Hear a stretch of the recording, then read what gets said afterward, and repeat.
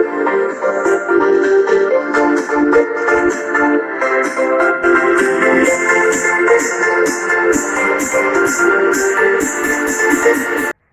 friends, today I have come to discuss about a simple but grave or serious topic. It is all that is tangible, something which you can touch or feel, is also transient.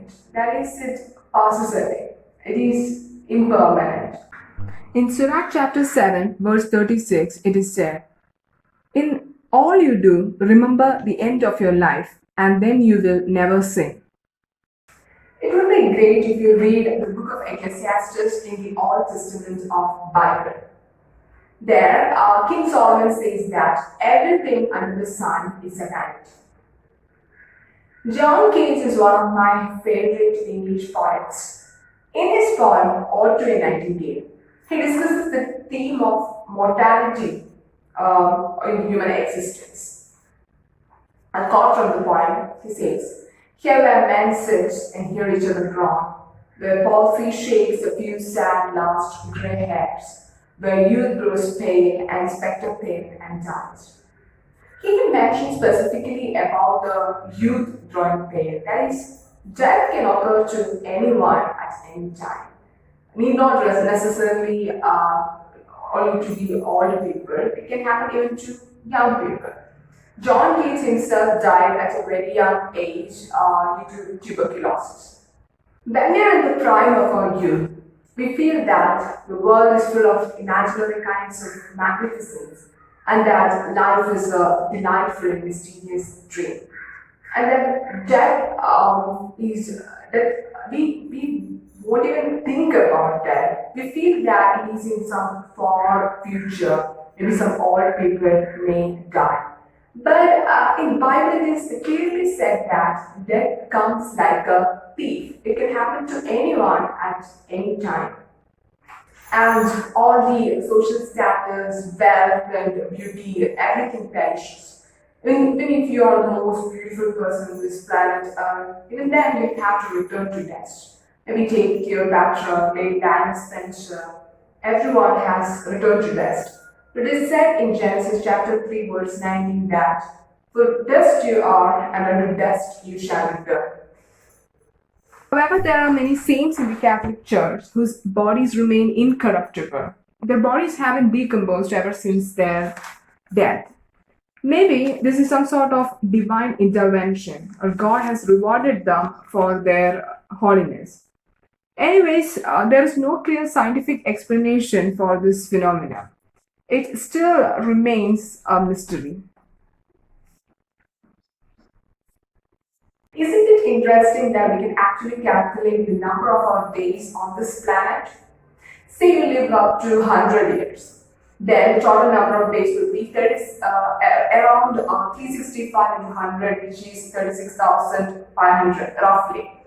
You have already lived a certain number of days. So if you subtract that from this 36,500 days, you'll come to the conclusion that our days are actually numbered. In Mathew chapter 6, verse 19 to 21, it says, "Do not store up for yourselves treasures on earth, where moth and rust consume, and where thieves break in and steal. But store up for yourselves treasures in heaven, where neither moth nor dust consumes, and where thieves do not break in and steal." The planet Earth that we live in is actually a temporary shed. Where your treasure is, there your heart will be also. Let me share with you one of the miracles of Saint Antony. Once, Saint Antony was attending the funeral of a very rich man who exploited and tortured all the poor. So, Saint Antony commented that the rich man's heart is in his money box. Anyways, a surgeon was there and he was called in and he operated the body of this dead man. And to their surprise, the dead body didn't have a heart. Later, when his family members opened the rich man's money box, they found a heart in it.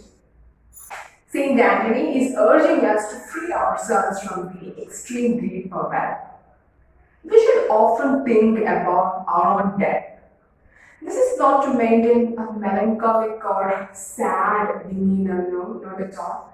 Instead, the awareness about death helps us to reprioritize our values in lives, right?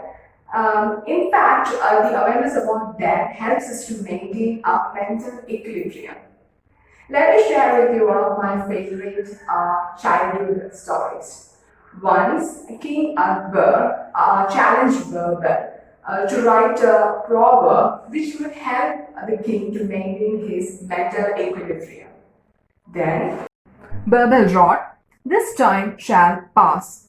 This proverb helps us not to be proud and haughty when all things work in favor for us.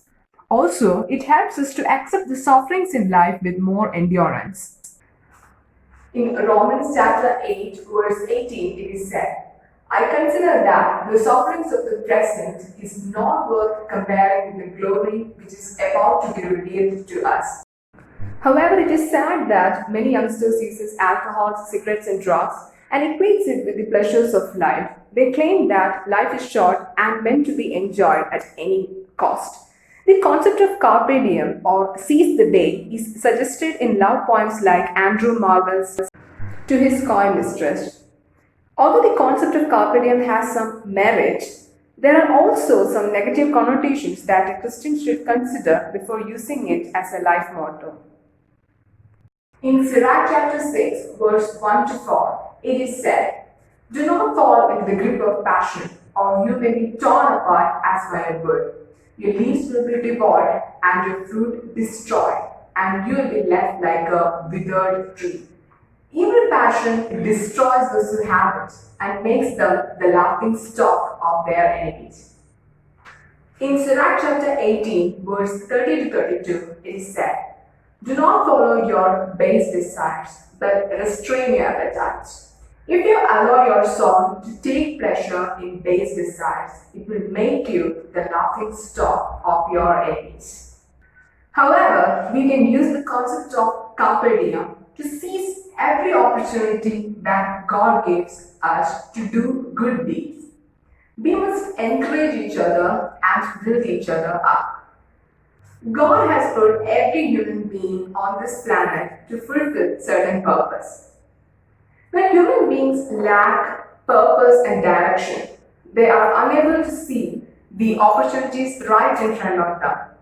We must always pray to God to reveal His purpose in our lives. In Jeremiah chapter 29, verse 11, it is said, "For I know the plans I have for you, says the Lord, plans for your welfare and not for harm, to give you a future with hope." There are many people who are afraid of death. But there is no point in worrying about it. The best way to overcome fear is to face it. In fact, Jesus came to deliver us from the fear of death. In John chapter 5, verse 24, it is said, "Very truly I tell you, anyone who hears my word and believes in him who sent me has eternal life, and does not come under judgment, but has passed from death to life. And God will reward us for every feeble steps that we take to walk in His ways." In Ecclesiastes chapter 12, verse 14, it is said, "For God will bring every deed into judgment, including every hidden thing, whether it be good or evil." The 17th century English poet John Donne, in one of his sonnets named "Death Be Not Proud," says, I quote, "One short sleep past, we wake eternally, and death shall be no more.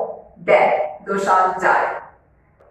Death will be just like yet another sleep, and we wake into our real home." As Jesus says in John chapter 14, verse 1 to 3, "Do not let your hearts be troubled. Believe in God, believe also in me. In my Father's house there are many dwelling places. If it were not so, would I have told you that I go to prepare a place for you?" Actually, our death will be a great celebration in heaven. In Psalms chapter 116, verse 15, it is said, "Precious in the sight of the Lord is the death of his faithful ones." So let us prepare for that fabulous day.